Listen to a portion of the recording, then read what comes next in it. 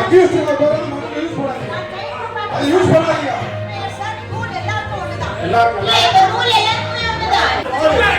நீங்க வந்து அநாகரிகமான வார்த்தைகளை வந்து மன்றத்துல பேசக்கூடாது. மாமன்ற கூட்டத்தில் பங்கேற்ற சர்ச்சைக்குரிய விதத்தில் பேசிய பாஜக கவுன்சிலர் உமா ஆனந்தால் பரபரப்பு ஏற்பட்டது. இதனை மாமன்ற உறுப்பினர்கள் கண்டித்ததை அடுத்து உமா மன்னிப்பு கோரினார். பாஜக உறுப்பினர் உமா ஆனந்த் தனது பேச்சை துவங்கும் போது ஷியாம் பிரசாத் முகர்ஜி, தீனதயாள் உபாத்யா, சாவர்கர், அத்வானி, வாஜ்பாய், மோடி உள்ளிட்ட தலைவர்களை மேற்கோள் காட்டி பேசினார். இதற்கு பதிலளிக்கும் விதமாக பேசிய விசிக கவுன்சிலர் அம்பேஷ் வல்லவன், காந்தியடிகளை கொன்ற கோட்சேவிற்கு பின்புலமாக செயல்பட்டவர்கள் யார் என்று இந்த அவைக்கு தெரியும் என குறிப்பிட்டார். இதற்கு பாஜக கவுன்சிலர் உமா ஆனந்த் எதிர்ப்பு தெரிவித்து பேச தொடங்கியதும் மற்ற கவுன்சிலர்கள் எதிர்ப்பு தெரிவித்தனர். ஒரு கட்டத்தில் ஆக்ரோஷமடைந்த பாஜக கவுன்சிலர் உமா ஆனந்த் இதை பற்றியெல்லாம் பேச துப்பில்லை என அநாகரிகமாக வார்த்தையை பேசியதால் மாமன்றத்தில் இருந்த கவுன்சிலர்கள் கடும் எதிர்ப்பு தெரிவித்தனர். இதனை அடுத்து பாஜக கவுன்சிலர் உமா ஆனந்த் மன்னிப்பு கோரினார். உமா ஆனந்த் மன்னிப்பு கோரியதை தொடர்ந்து மன்ற நடவடிக்கைகள் மீண்டும் தொடங்கின.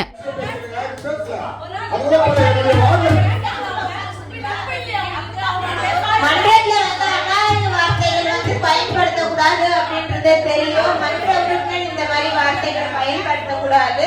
அவர் வந்து யாரையும் குறிப்பிட்டு பேசல, என்ன நடந்திருக்கோ அதை தான் வந்து குறிப்பிட்டாரு. ஆளுங்கட்சி தலைவர் அவர்கள் தெரிவித்தது போல நடந்த நடைமுறைகளை தான் அவர் குறிப்பிட்டு பேசினாரு.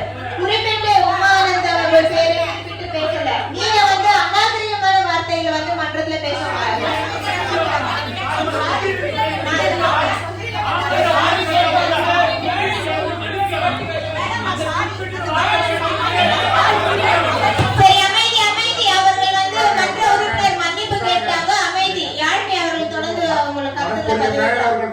அநாகரிகமான வார்த்தைகளை மன்றத்தில் பயன்படுத்தக்கூடாது. அது கண்டிக்கத்தக்கது. நீங்க அமருங்க, உட்காருங்க.